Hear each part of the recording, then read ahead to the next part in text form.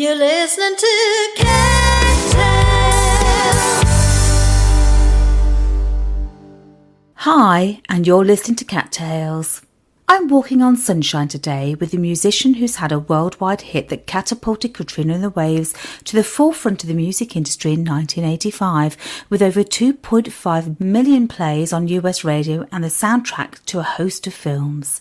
But for many, Grammy-nominated Katrina will be the American who won the Eurovision Song Contest for the UK in 1997 with Love Shine a Light, and has continued her Eurovision ties since then. Delightful company. There's no doubt that we'd be heading to the bar after this interview if we'd been there in person to continue our conversation about music, the business in lockdown, and who is starring alongside her in her next video. This is the one with Katrina.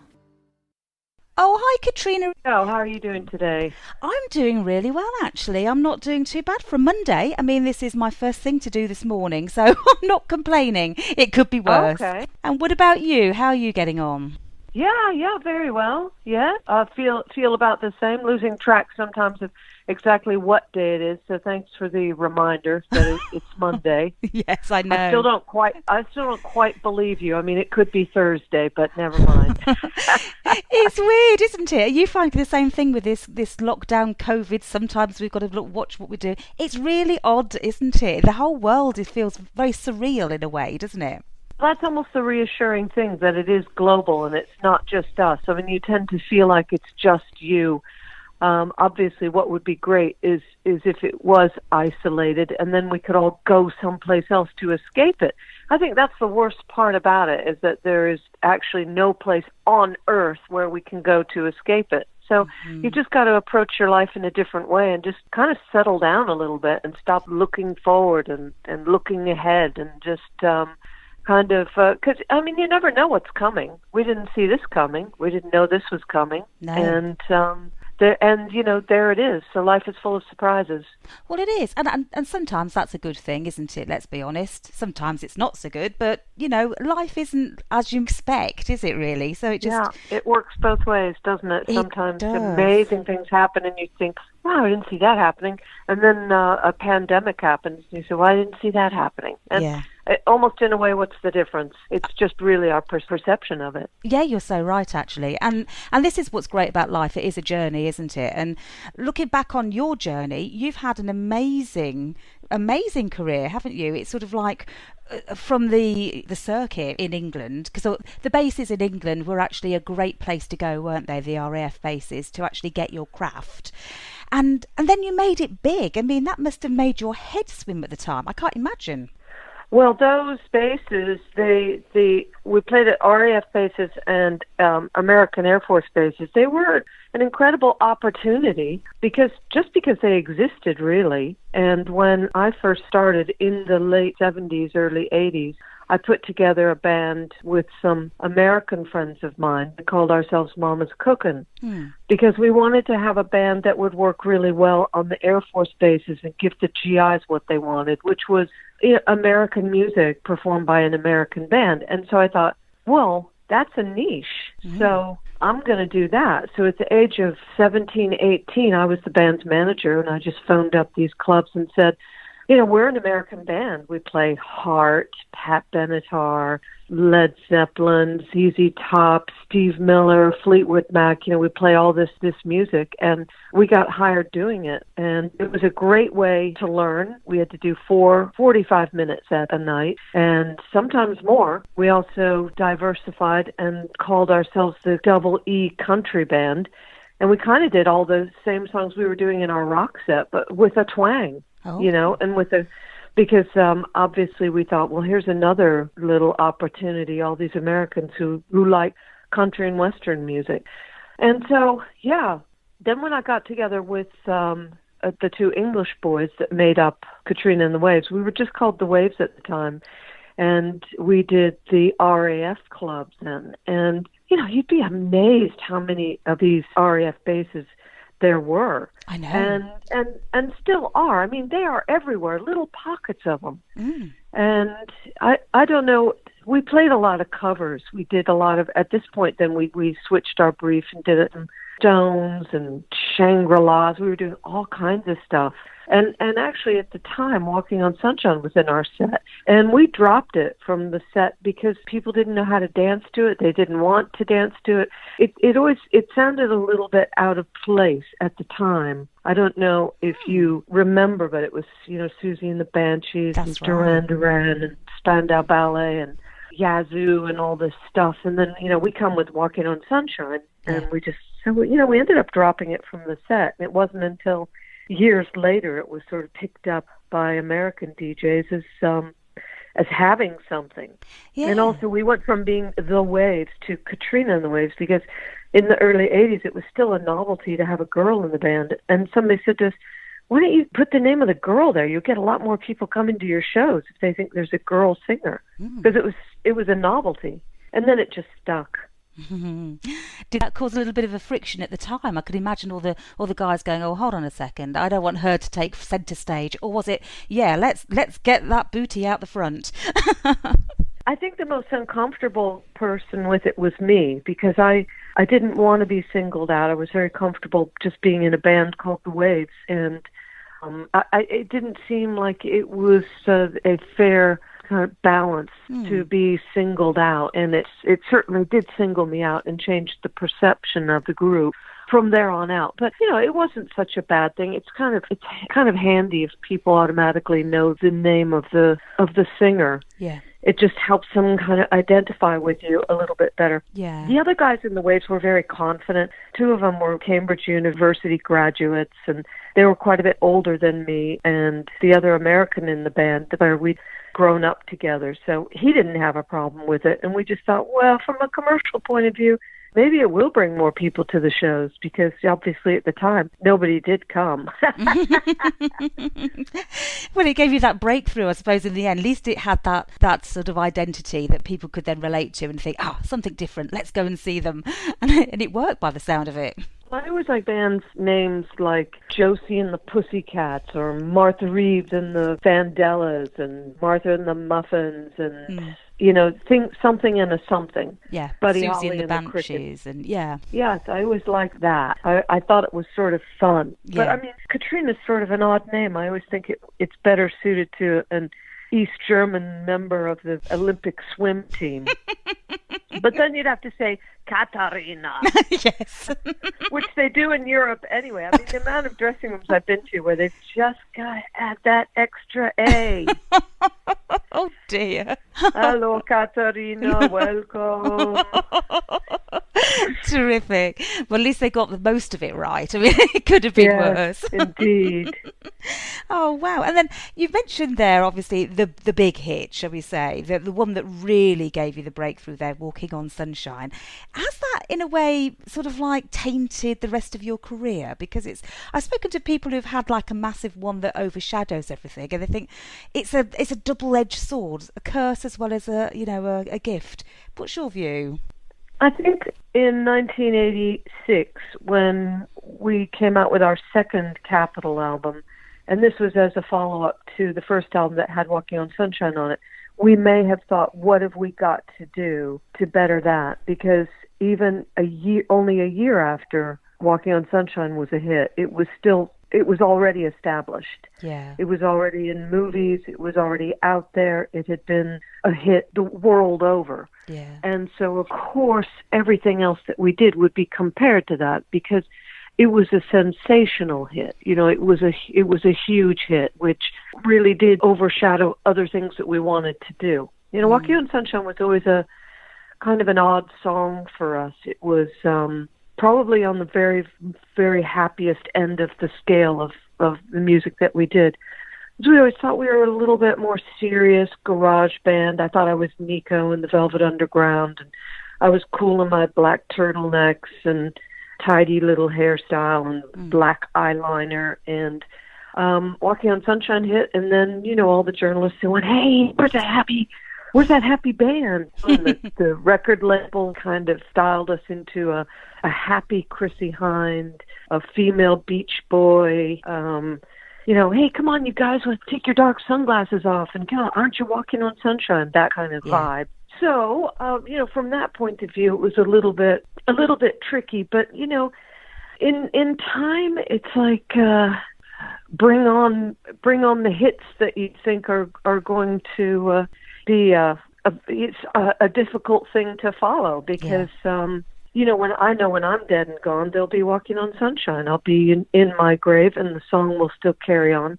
And if you're somebody like me who doesn't have children, then it's as good as having a kid to leave behind. Oh yeah, that's true. Funner as well.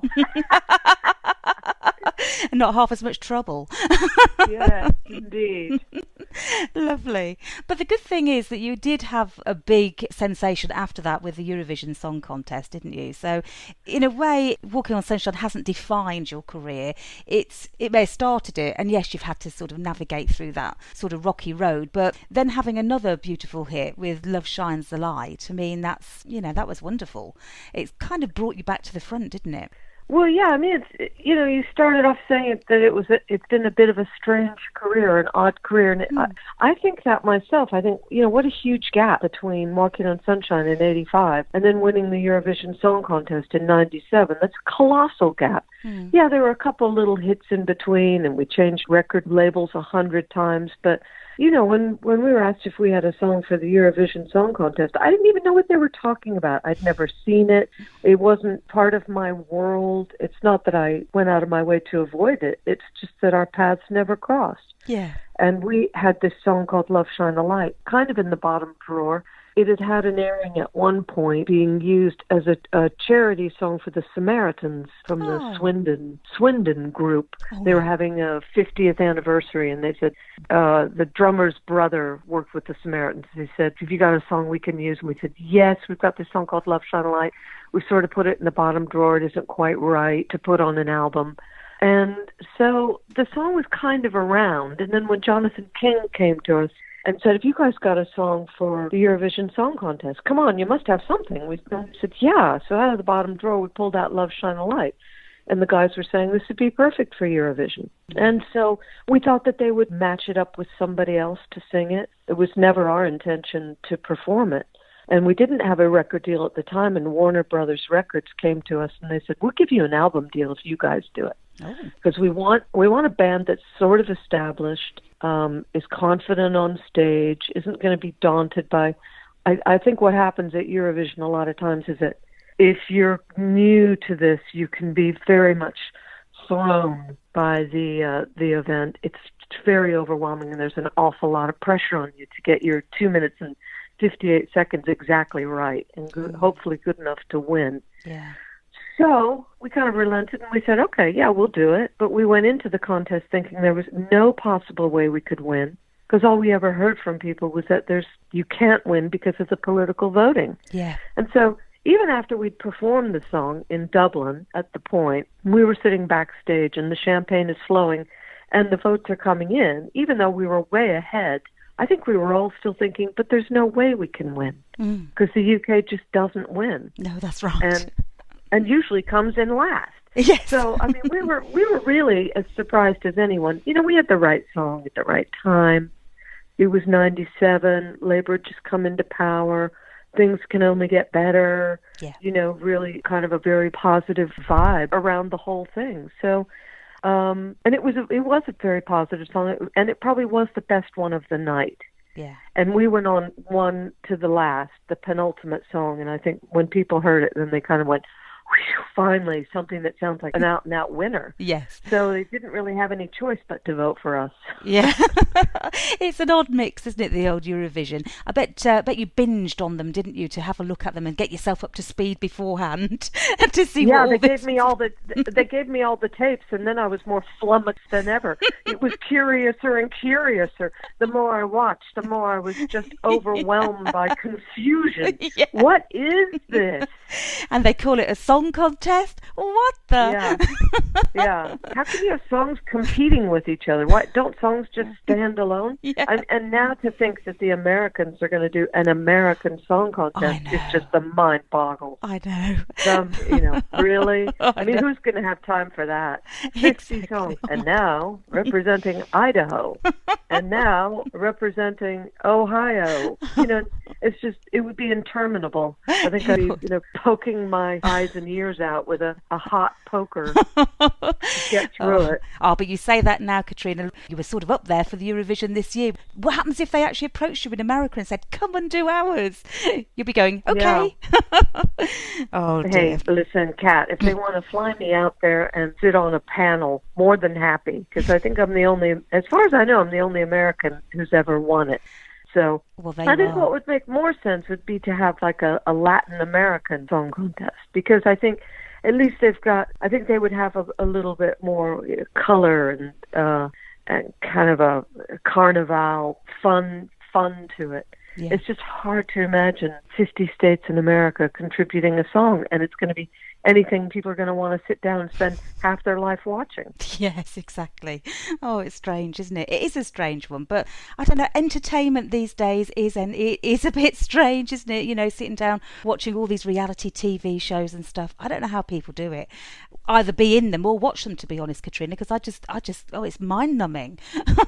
Well, I think the entertaining thing is there's a huge aspect of humiliation, which I think people find entertaining. And, they're always trying to get me to come back and do something, go on, I don't know, do some celebrity reality TV show. And I just think, no, at the end of the day, I don't need this kind of exposure. Yeah. I think that it's artificial anyway. Yeah. And then it's always cooked up to make you either look ridiculous or fail, or end up in floods of tears. Nah, thanks. No, you're right.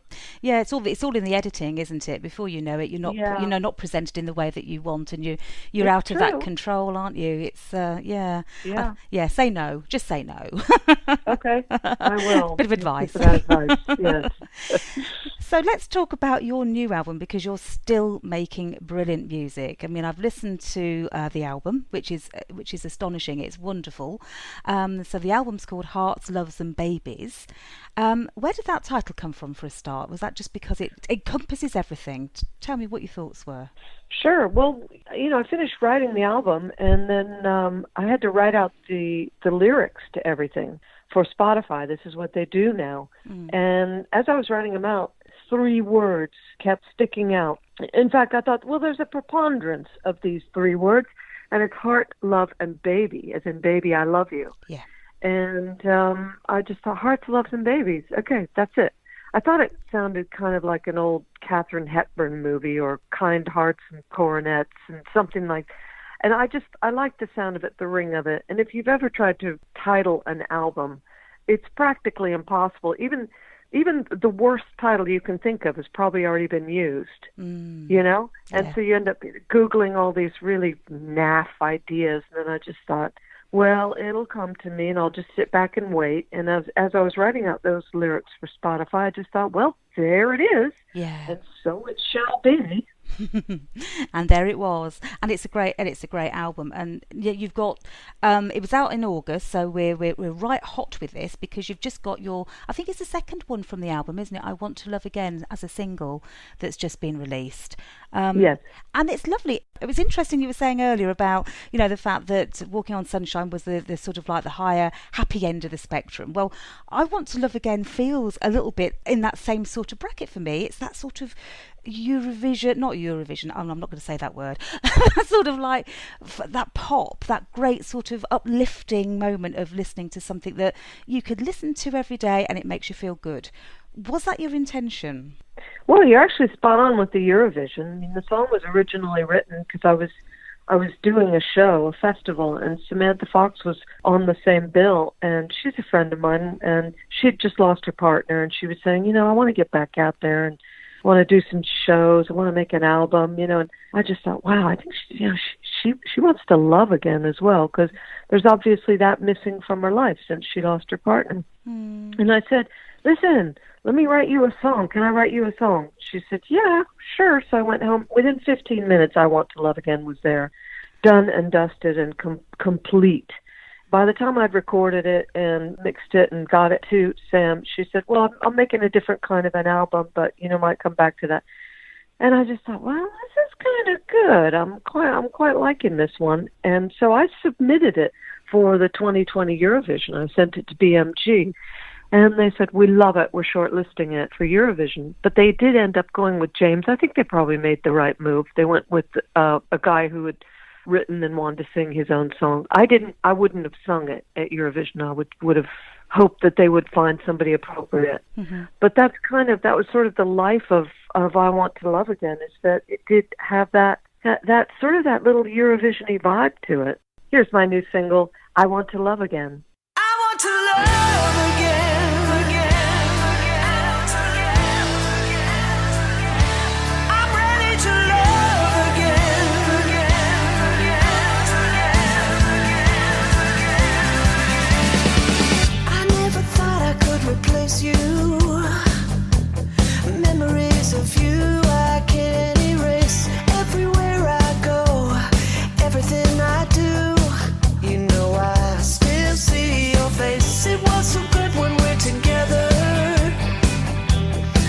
but it all just slipped away. I always loved how you took care of me. I miss you more than I can say. Oh, help me, please. Set me free. I want to love again. I'm ready to love again. Someone to love, someone to touch, someone to hold me. I'm missing it so much. I want to love again. I can't imagine life without you. You are always by my side. Why does life have to be so cruel?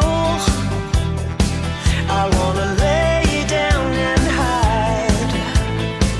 Oh, help me, please. Set me free. I want to love again.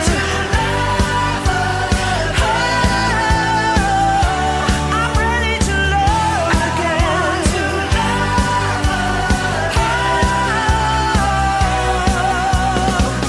How many chances will I get? Yeah. There's so much love inside me. Yeah.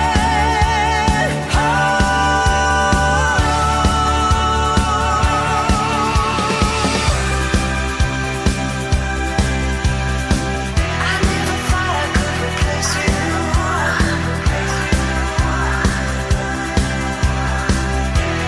Memories of you I can't erase. Everywhere I go, everything I do,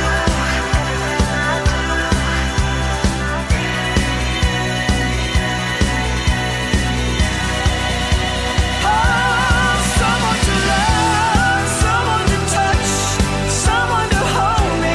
I'm missing it so much. I'm ready to love again, love again, love again.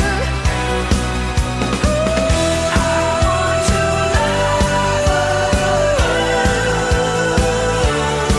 I'm ready, yeah. To love again. Hi, this is Katrina from Katrina and the Wave, and you're listening to Cat Tales Online Radio with the wonderful Cat. And then I just thought, well, I'm putting it on the album. It's a great song, and I couldn't wait to recreate a video that I'd had in my head for a long time about all kinds of crazy stuff, like a poodle being a psychiatrist, and then flying on the back of a Tin Man. Of course, I would have to be the Tin Man because it's pretty much just me and the poodle and my partner holding the camera. Oh, wonderful. And this is kind of the fun thing about lockdown is you'd look around and you think, okay, I'm going to make some videos now. What have I got to work with? Yeah. Well, it's the poodle then. Okay, poodle, energy. Come on, get ready. Get in the flying suit. Or now you're going to be this crazy psychiatrist. And that's been actually a lot of fun and a really good creative outlet to make videos. Yeah. Yeah, I think I've probably lost my mind doing it and making them. But there's another one for a song called Drive, which was the first single off the album. And she is driving the car. And so, we just had loads of fun making them. Oh, the next that's video is lovely. going to be for a song on the album called Crazy Mama. And we're going to go to town on this one. I'm telling you. Oh. You better prepare yourself, Wow. my dear. And is the beautiful little poodle going to be featuring again? Oh my gosh, yes. She's going to really take over this one. Oh, You wonderful. should see the Dolly Parton wig we got for her in this one. Oh, yeah. She's- Twins. Oh, bless. Oh, really? Well, they do say that, people start to look like their pets, but, I'm not going to make a comparison. It wouldn't be fair. Yes, but it is true, and never more so in the Crazy Mama video. Oh, wonderful. Oh, I can't wait to see that now. I can't wait. I mean, your little poodle, let's be honest, isn't she absolutely adorable? And there she is in books as well. I mean, she's been featured everywhere. Was this, just a good idea at the time, or you thought, you know what, I could really do something here? Well, I live in London, and I love going around discovering new places, coffee shops or parks or pubs or bars, and just fun little things, a little bit off the beaten track, like a great spaghetti place or whatever. And I thought it would be so much fun to make a book, but not have me be the object in it. And I thought the poodle's adorable and much better eye candy than me. So I wrote a book called Peggy Lee Loves London, and it's all my favorite places, and just a little blurb, a caption and a little blurb about each one, and a photo of the poodle in situ. Oh. And then I wrote another one called the Metro Poodle, My Cornwall Guide, because another place I love is Cornwall. Yeah. And same situation. That one's just out on Kindle. Mm-hmm. But again, just a bit of fun with the poodle. Oh, it's nice though, isn't it? I mean, and also just to bring in that element of something by your side, every time they see something now, especially with your videos where she's starring, we can expect to see her again. It's lovely. It's nice. Well, she's just fun, and it's like poodles love activities. They love dressing up, and she loves being involved. She's, the great thing is she's really happy to do it, because you can't have a sulky dog looking like they're not really into it. She's 100% in. She's just a star. Star in the making. She could be taking over here. She really could. Oh, she will if I have anything to do with it. So what else is coming up? So you've got this wonderful video that we're going to be looking out for now. What else are you actually involved in, Katrina? Is there any touring's obviously not on the agenda really, although you have a couple of dates hopefully that you're going to be doing, haven't you? But what else are you doing? Yes, I had to cancel about 200 gigs in 2020, and they all got shifted into 2021. We'll have to see about those. Because unfortunately, it's all against the arts, entertainment, the music business. It's even against, remember when they said, don't be any place where anybody's singing, don't be singing, don't congregate at church and sing. And I thought, wow, it couldn't be more down on me if they tried. Yeah. So it all's just gone, but it will come back, and it's an opportunity to see life in a different way. And as we said in our earlier conversation, just adapt and not think too much about it, not get too caught up in all the drama of it, and look forward to 2021 when there'll be an awful lot of shows, and we will all be terribly, terribly happy to get back out there and do what we love and do what we do best. Yeah, it's going to be one hell of a party, isn't it? Everybody's ready and raring to go. And they've all got new material as well that everybody's written over this time. That's the great thing, isn't it? That's true. Yep. Yeah. We'll be older and wiser, and hopefully better, and even, we will be appreciating it more, and I think the audience will be appreciating it in a new way. Yeah. Because, your perception of your life can sometimes be that you're a little bit spoiled and you never know what's coming, and then suddenly something comes and makes you appreciate, when we first had our first lockdown, just being able to buy an onion. Yeah. It's very strange. But we'll get through it. Won't we, Kat? We will. We've got no choice. Yep. That's right. That's right. Oh, well, look, you have an absolutely wonderful day. Thank you so, so much, Katrina, for speaking to me. It's been an absolute It's a delight. pleasure, Kat. See you- Bye-bye. Bye-bye. Bye. You've been listening to Cat Tales. To listen again to this and other tales, go to cattails.co.uk.